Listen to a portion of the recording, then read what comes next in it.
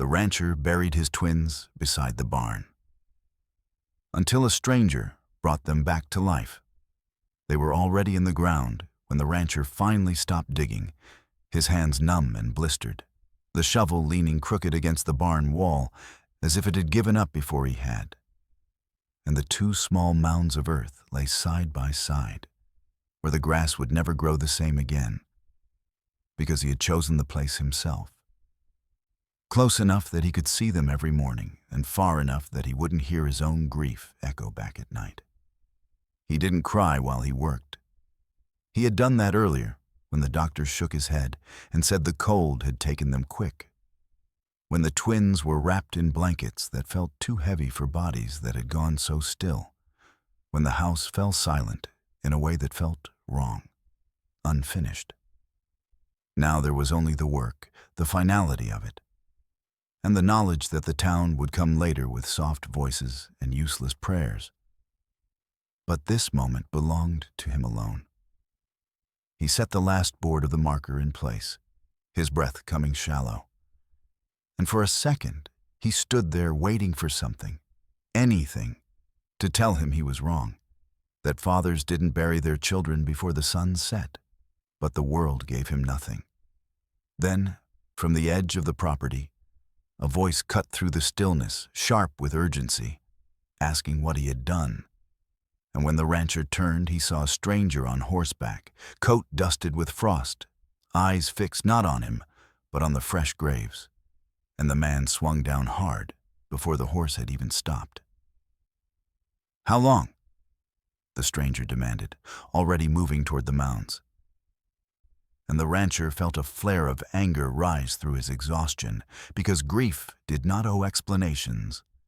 But before he could answer, the stranger dropped to his knees and pressed his ear to the ground, as if listening for a sound no one else could hear. "They're not gone," the man said, voice tight with certainty that bordered on madness. And the rancher staggered back a step, heart slamming against his ribs, because hope was the cruelest thing a stranger could offer a man who had just buried his twins. And yet his hands were shaking, not with rage, but with the terrible, dangerous question he hadn't allowed himself to ask until that moment. What if I was wrong? The rancher grabbed the stranger's coat and hauled him back from the graves. Not gentle, not careful, his voice breaking loose with the fury of a man who had already lost too much to tolerate hope spoken aloud. And he told him to get off the land, to take his madness with him, because the doctor had seen the twins and the blankets had been cold and the ground had closed. But the stranger didn't pull away, didn't argue theology or fate, only asked again, how long? And when the rancher said it had been less than an hour, the man's jaw tightened like a gate being set. He spoke fast then, words clipped by urgency, telling him about cold taking breath without taking life, about children who slip so quiet they're mistaken for stillness, about the mistake towns made when fear hurried the hands that should have waited. And as he talked, he was already working, scraping earth aside with bare fingers, listening, counting under his breath, forcing the rancher to choose between anger and action. "You dig," he said, not asking, and the command cut through the fog because it sounded like purpose. And the rancher found himself lifting the shovel again, even as his mind screamed that this was cruelty, that reopening the earth would only carve the loss deeper. The dirt came away heavy and wet. Boards knocked loose, breath sawing in his chest as the stranger knelt close, pressing an ear to the blankets, then lifting a tiny wrist with a tenderness that felt illegal. And when he said there was warmth, and faint, but there, the rancher's knees buckled, his hands shaking so hard he nearly dropped the shovel. The barn creaked behind them, the world holding its breath. And with every scoop the danger sharpened, because if they were wrong, he would bury them twice. But if they were right, there would be no time left to forgive himself for waiting at all. The board came free with a sound too small for the moment, a dry crack swallowed by the open air. And as the rancher pried it loose, the smell of damp earth rushed up sharp and metallic, stealing what little breath he had left, while the stranger leaned in without hesitation, brushing soil from the blanket with hands that moved fast but never rough. One corner peeled back, then another, and the rancher's vision tunneled so hard he thought he might fall into the grave himself. Because this was the point of no return, the moment where hope either became a knife or a door, and he braced for the worst, even as he begged silently for anything else. The stranger pressed 2 fingers against the smaller twin's neck and closed his eyes, counting under his breath again, slower now, as if time itself had thickened. And when he looked up, his voice had lost its edge and gained something heavier. "There," he said, not triumphant, not certain, just honest. "It's faint." The rancher dropped to his knees so hard the impact rattled his bones, staring at the child's face for any sign he hadn't imagined warmth where there was none.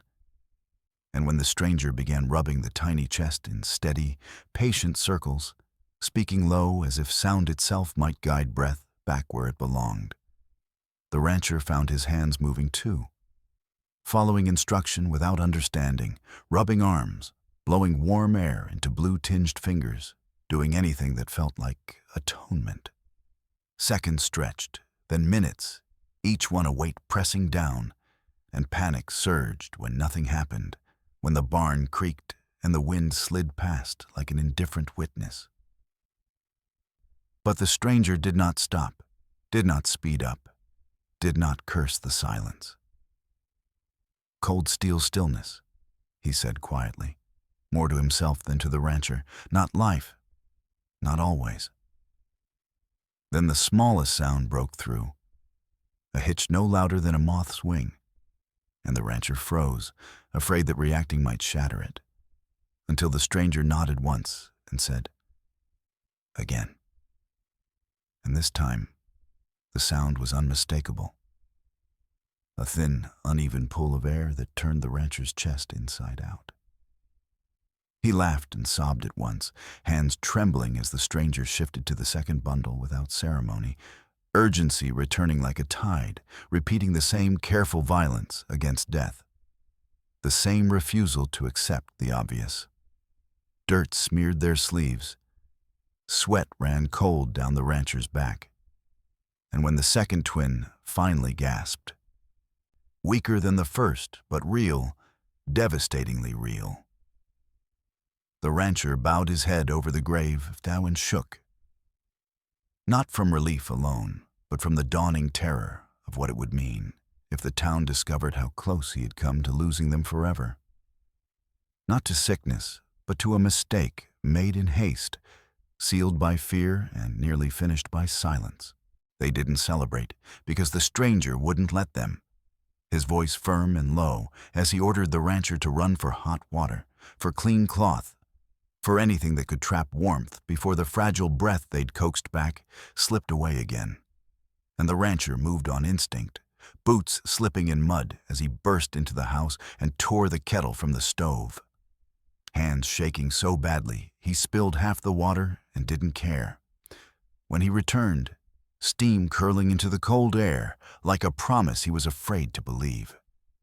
The stranger had wrapped both twins against his chest beneath his coat, skin to skin, rocking gently as if time itself needed convincing. And the children's breaths came in thin, uneven pulls that sounded too small to fight the night. The rancher hovered uselessly at first, fear locking his joints, because touching them now felt like tempting fate. But the stranger snapped him back into motion, telling him to keep rubbing, to keep talking, to keep them tethered to the world with sound and warmth and refusal. He spoke to the twins then, not prayers, not grand words, just names repeated again and again, grounding them like stakes driven into soft earth. and the rancher joined in with a voice that cracked and steadied and cracked again, telling them about the barn they'd grow up racing through, about the creek they'd fall into come summer, about all the mornings he had nearly lost without knowing it. Hours dragged by, measured only by the kettle's return to the fire and the stranger's quiet counting. And every time one breath stuttered, the rancher felt his heart lurch, certain the fight was over, only for another faint gasp to follow. Stubborn and alive, dawn crept in without permission, a thin gray line at the edge of the fields. And with it came the most dangerous feeling of all, relief. Because the stranger warned him not to trust it yet. Not until the color returned and the breaths deepened, not until life stopped borrowing and started claiming its place. When at last the twins' chests rose with something close to rhythm and a weak cry slipped free. The sound shattered the rancher's restraint completely, and he sank to the floor beside them, forehead pressed to the boards, sobbing into the space between breaths he had almost erased. The stranger finally leaned back then, exhaustion etching his face, and asked for a blanket and a chair, because the work wasn't finished and wouldn't be for days. And as the light strengthened outside the barn, the rancher understood that saving them would cost more than panic and hope. It would demand vigilance, humility, and the courage to face a town that believed the story was already over. By the time the sun cleared the fence line, word had started moving the way it always did in small places. Quiet at first and then impossible to outrun. And the rancher saw the first rider slow near the gate. Then another, their heads turning toward the barn, where smoke still rose thin and steady from the chimney like a signal he hadn't meant to send. He wanted to lock the door and keep the world out until the twins were strong enough to be undeniable. But the stranger shook his head, reminding him that secrecy fed the same mistakes that had nearly buried them. And when a knock came, it landed heavier than any accusation, because it carried certainty with it. The rancher opened the door to the doctor, his coat still buttoned from yesterday, his expression already arranged for condolences that no longer fit.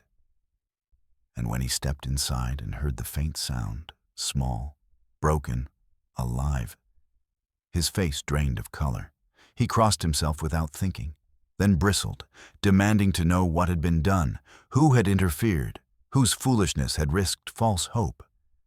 And the stranger answered calmly, laying out the facts without ornament, the cold, the timing, the danger of haste, each word stripping authority from assumption. The doctor argued, not loudly, but firmly, invoking experience and precedent. Yet his voice wavered when the rancher lifted one blanket and showed him the rise and fall he could no longer deny. Outside, more people gathered, drawn by the pause, by the way certainty had stalled. And when the doctor finally stepped back into the yard, his silence did more damage than any confession. Questions spread. Someone whispered miracle. Someone else muttered mistake.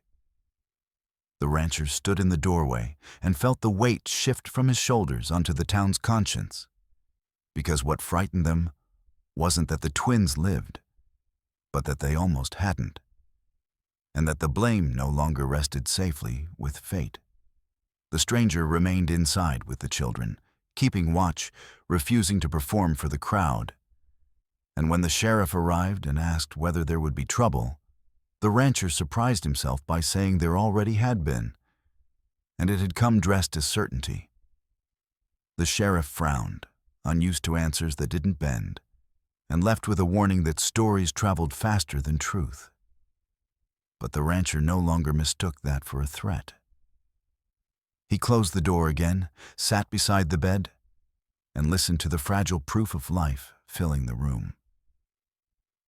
Knowing the town would come back with judgments and questions and fear. Knowing he would have to stand in front of them with a story that exposed his own failure. And realizing that keeping the twins alive would mean more than warmth and care. It would mean refusing the comfort of silence, when silence was what had nearly killed them. The sheriff returned before noon with two men who had already decided how the story should end, their boots loud on the porch as if noise itself could restore order. And the rancher felt the old instinct rise, to defer, to apologize, to accept whatever version of events made authority comfortable. But it faltered when he heard the twins stir inside. A thin whimper that cut through his doubt and anchored him where he stood.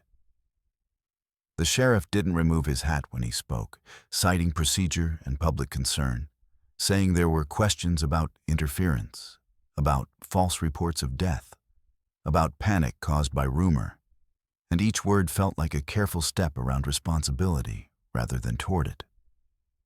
The stranger sat in the chair by the bed, hands folded, eyes on the children, as if the room itself were his jurisdiction now. And when the sheriff asked who he was, he answered with a name that carried no weight in town and therefore no protection, then added only that he had seen children buried alive before and would not watch it happen again. One of the men scoffed, calling it reckless, calling it dangerous, suggesting charges that sounded official enough to frighten anyone who needed the town's approval to survive. And the rancher felt the heat climb his neck, because those words were meant for him. Meant to remind him how easily a man could be labeled careless when his grief embarrassed others.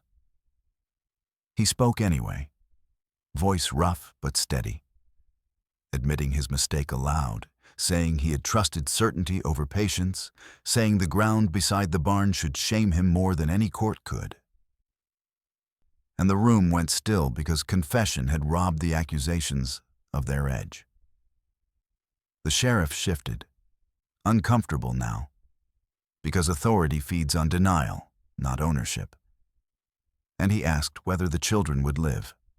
The stranger didn't promise. He said they were alive now, and that would have to be enough for the moment.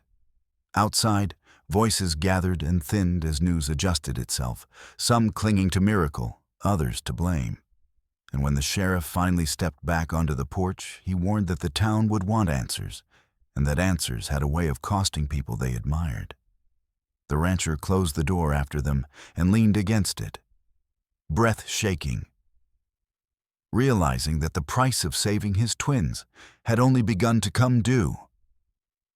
Not in fines or jail, but in the harder currency of standing publicly wrong and refusing to let the town pretend it hadn't been. Night came back harder the second time. Not with shock, but with scrutiny, settling over the ranch like a test that had already decided to be difficult. And the rancher sat awake beside the bed, counting breaths the way the stranger had taught him. Every rise and fall a fragile agreement that could be broken without warning. The twins slept fitfully, small sounds catching in their throats, their skin still pale beneath the lamplight. And each time one stirred, the rancher's muscles tensed, as if he could will strength into them by force alone.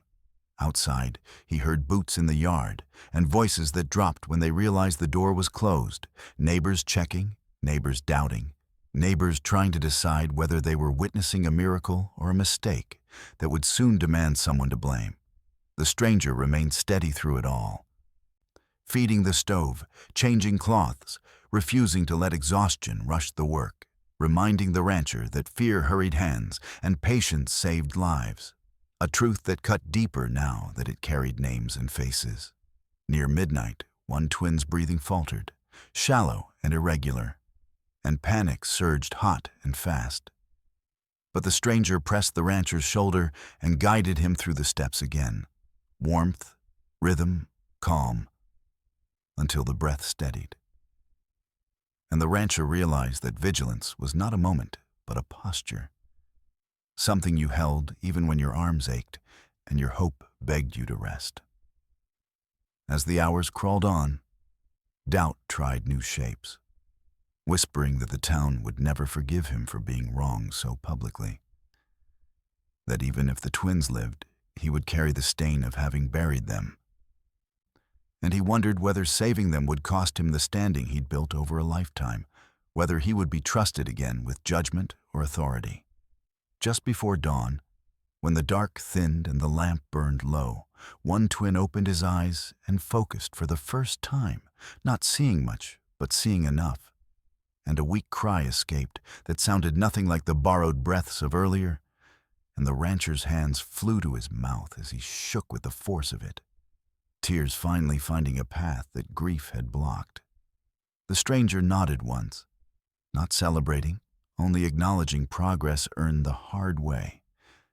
And as light crept across the floorboards, the rancher understood that this night would follow him always. Not as a warning alone, but as a teacher. Because it had shown him that love was not proved by certainty, but by the willingness to stay awake, to be wrong, and to keep choosing care when pride begged for rest. Morning arrived without relief, pale and exacting, as if the day meant to inspect every choice made in the dark. And the rancher stepped onto the porch to find the yard already marked by tracks that didn't belong to him. Neighbors coming close enough to satisfy themselves and then retreating with stories sharpened by opinion. He felt the urge to explain rise in him. How grief had moved faster than patience. How certainty had worn a doctor's face and spoken with authority. But the stranger stopped him with a quiet shake of the head, reminding him that explanations offered too early become defenses, and defenses invite attack. Inside, the twins slept deeper now, breaths fuller, color edging back into cheeks that had been paper thin, and the sight steadied him enough to face the costs he could no longer avoid. By midday, the doctor returned with instruments and a pride carefully hidden behind procedure, examining the children with a thoroughness that bordered on penance. And when he admitted, softly to the floor, that cold could fool even experienced hands, the room exhaled, but the rancher did not rush to accept absolution. "Say it outside," he told him, voice level, and the request landed heavy because it asked the town to hear what it preferred to forget. The doctor did as asked, words carrying across the yard where people had gathered pretending coincidence, and the confession shifted something fragile, trading certainty for accountability, though not without resentment. A man muttered about recklessness, another warned about precedent. The sheriff lingered, measuring the crowd, then tipped his hat and said the matter would rest unless trouble insisted on returning, which sounded less like justice than a truce with discomfort. Through it all, the stranger remained by the bed, declining thanks, declining credit, insisting only on continued care and quiet. And when asked why he'd stayed when he could have ridden on, he answered that leaving would have been easier, and that was reason enough not to. The rancher watched the town recalibrate, some offering help now that survival looked likely, others withdrawing to protect the stories they'd told themselves. And he accepted both with a steadiness he hadn't known he possessed. As evening fell again, he buried the shovel deeper in the shed and planted stakes beside the barn where the graves had been, not as markers of shame, but as reminders of patience earned. And he understood that staying would cost him comfort, pride, and the illusion of infallibility. But leaving would have cost him his sons. When he returned inside and took the chair beside the bed, the twins stirred at his voice, and the price he paid settled into something like peace. Not because it was small, but because it was finally honest. The gathering came the next afternoon, not announced, but inevitable. The way unfinished truths draw people the way smoke draws eyes. And the rancher walked out to the yard, knowing this was the moment he could not sit through or soften with kindness. Men leaned against fence posts, women stood in small knots with their arms folded. The sheriff held himself apart with the careful patience of someone waiting to see which way the ground would settle.